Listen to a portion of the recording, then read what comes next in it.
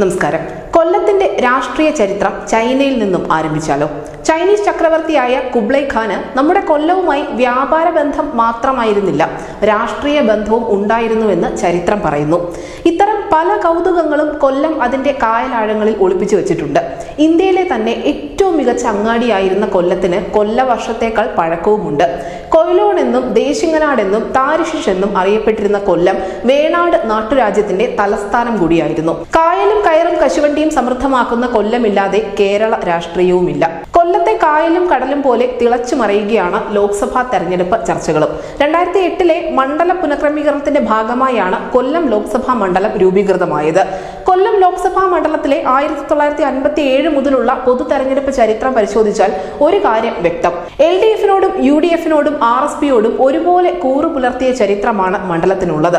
1957 ഇടതുപക്ഷത്തിനായിരുന്നു മണ്ഡലത്തിൽ നേട്ടം. 1962 നടന്ന പൊതു തെരഞ്ഞെടുപ്പിൽ RSPയുടെ N ശ്രീകണ്ഠൻ നായർ വിജയം നേടി. 62 മുതൽ 77 വരെ നടന്ന 4 തെരഞ്ഞെടുപ്പുകളിലും RSPയുടെ N ശ്രീകണ്ഠൻ നായർക്ക് തന്നെയായിരുന്നു വിജയം. 1980 നടന്ന തെരഞ്ഞെടുപ്പിൽ ഇന്ത്യൻ നാഷണൽ കോൺഗ്രസിന്റെ BK നായർക്കായിരുന്നു നേട്ടം. 84 നടന്ന തെരഞ്ഞെടുപ്പിൽ ഇന്ത്യൻ നാഷണൽ കോൺഗ്രസിന്റെ S കൃഷ്ണകുമാർ വിജയം നേടി. 89 91 നടന്ന പൊതു തെരഞ്ഞെടുപ്പുകളിൽ S കൃഷ്ണകുമാറിലൂടെ തന്നെ ഇതേ വിജയം UDF ആവർത്തിച്ചു. 96 നടന്ന തെരഞ്ഞെടുപ്പിൽ RSPയുടെ NK പ്രേമചന്ദ്രൻ കൊല്ലം ലോക്സഭാ മണ്ഡലത്തിൽ നേട്ടം കൊയ്തു. 98 NK പ്രേമചന്ദ്രൻ തന്നെയായിരുന്നു വിജയം. 99 നടന്ന തെരഞ്ഞെടുപ്പിൽ CPMന്റെ P രാജേന്ദ്രൻ വിജയം നേടി. 2004 ഇതേ വിജയം ഇടതുപക്ഷം ആവർത്തിച്ചു. 2009 നടന്ന പൊതു തെരഞ്ഞെടുപ്പിൽ ഇന്ത്യൻ നാഷണൽ കോൺഗ്രസിന്റെ N പീതാംബരക്കുറുപ്പിലൂടെ UDF ആണ് മണ്ഡലത്തിൽ നേട്ടം കൊയ്തത്. നിലവിൽ മുൻ സഖ്യകക്ഷികൾ കൊമ്പുകോർക്കുന്ന മണ്ഡലമാണ് കൊല്ലം. കേരളത്തിലെ ഭരണമുന്നണിയുടെ ജനകീയത അളക്കപ്പെടുന്ന മണ്ഡലം. NK പ്രേമചന്ദ്രനാണ് കഴിഞ്ഞ 2 തവണയും മണ്ഡലത്തിൽ തുടർച്ചയായി വിജയിച്ചത്. 2014 MA ബേബിയെയും 2019 KN ബാലഗോപാലിനെയും പരാജയപ്പെടുത്തിയാണ് അദ്ദേഹം ലോക്സഭയിലേക്ക് എത്തിയത്. ഇത് 5ാം തവണയാണ് പ്രേമചന്ദ്രൻ ലോക്സഭാ തെരഞ്ഞെടുപ്പിന് മത്സരിക്കുന്നത്. RSPയുടെ വിദ്യാർത്ഥി സംഘടനയിലൂടെ രാഷ്ട്രീയ രംഗത്തെത്തിയ NK പ്രേമചന്ദ്രൻ 96 ആദ്യമായി ലോക്സഭയിലേക്ക് എത്തുന്നത്. 2000 രാജ്യസഭയിലേക്ക് തെരഞ്ഞെടുക്കപ്പെട്ടു. 2006 VS സർക്കാരിൽ ജലവിഭവ വകുപ്പ് മന്ത്രിയായിരുന്നു. 2014 മുതൽ UDF-നൊപ്പമാണ് RSP. ഇക്കുറി പ്രേമചന്ദ്രൻ ഹാട്രിക് നേടുമോ എന്നതാണ് കൊല്ലത്തുയരുന്ന പ്രധാനപ്പെട്ട ചർച്ച.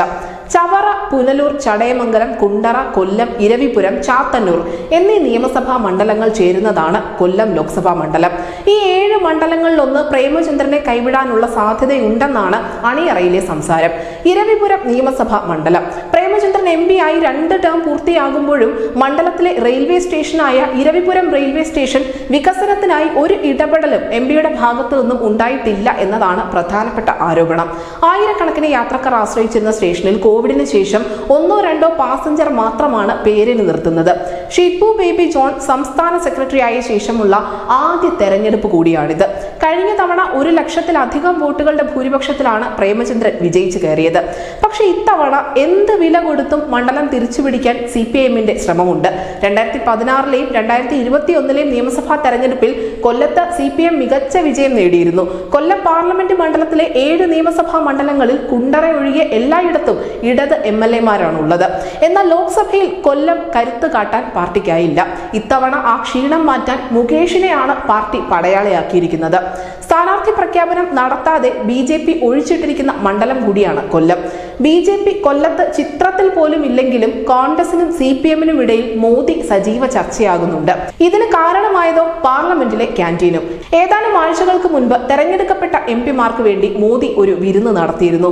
മോദിയുടെ വിരുന്നിൽ പങ്കെടുത്ത കേരളത്തിലെ ഏക MP-യാണ് പ്രേമചന്ദ്രൻ. പ്രധാനമന്ത്രിയുടെ ഓഫീസ് വരെ ഒന്ന് വരാമോ എന്ന് ചോദിച്ച് അവിടെ എത്തിയപ്പോൾ നരേന്ദ്രമോദി നേരിട്ടെത്തി തന്നെ ക്യാന്റീനിലേക്ക് കൊണ്ടുപോയി ഭക്ഷണം വാങ്ങിച്ചു തന്നു എന്നാണ് പ്രേമചന്ദ്രൻ പറയുന്നത്. എന്നാൽ അതിന് മാത്രം മോദിയും പ്രേമചന്ദ്രനും തമ്മിൽ എന്താണ് അടുപ്പമെന്ന ചോദ്യം തൊട്ട് പിന്നാലെ എത്തി. INDA മുന്നണിയിൽ നിന്നും ക്ഷണം NK പ്രേമചന്ദ്രന് മാത്രമായിരുന്നു എന്നതും ശ്രദ്ധേയം. കേന്ദ്രമന്ത്രി L മുരുകൻ, BJDയുടെ രാജ്യസഭാ അംഗം സസ്മിത് പാത്ര, TDP MP Rammohan Naidu, BSP MP Ritesh Pandey എന്നിവരും 4 BJP MP-മാർക്ക് പുറമെ ഉച്ചവിരുന്നിൽ പങ്കെടുത്തിരുന്നു. വിരുന്ന് കഴിഞ്ഞ ദിവസങ്ങൾക്കുള്ളിൽ റിതേഷ് പാണ്ഡെ BJP-യിൽ ചേരുകയും ചെയ്തു. ഈ വഴിയെ പ്രേമചന്ദ്രനും പോകുമെന്ന് ഇടതുപക്ഷം പറയുന്നതിന് പിന്നിൽ കാര്യമുണ്ടോ എന്ന് കൊല്ലത്തെ അംഗം കഴിയുമ്പോൾ അറിയാം.